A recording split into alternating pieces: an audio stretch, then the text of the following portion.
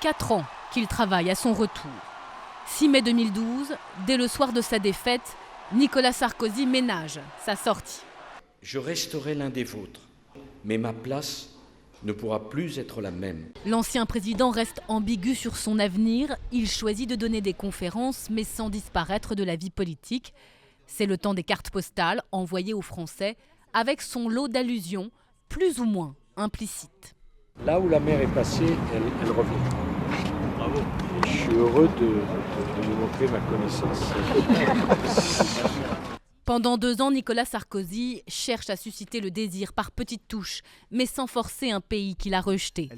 La tournée de concert de son épouse lui permet l'air de rien de renouer avec une partie des Français. On reste dans l'axe en toute situation critique.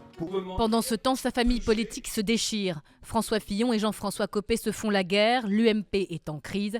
Nicolas Sarkozy tient son occasion. Je n'ai moi-même plus le choix. J'ai pris une décision qui m'engage, celle de mettre toutes mes forces au service de la France. À défaut d'être un recours, il reviendra par la prise du parti. Changement de nom à la clé. Mai 2015, l'UMP devient Les Républicains et Nicolas Sarkozy retrouve ses troupes. Aujourd'hui, c'est une nouvelle page qui s'écrit. Tout ceci n'aurait pas été possible sans l'énergie de Nicolas Sarkozy. Les sondages commencent à frémir. L'ancien président fait son bilan critique dans un livre et occupe à nouveau son credo, la défense de l'identité nationale. On adopte le style de vie français, on aime la culture française et on parle le français. 4 ans après, il signe Tout pour la France, un livre-programme pour 2017. Nicolas Sarkozy est à nouveau candidat, mais seulement 20% des Français veulent le voir jouer un rôle important dans l'avenir.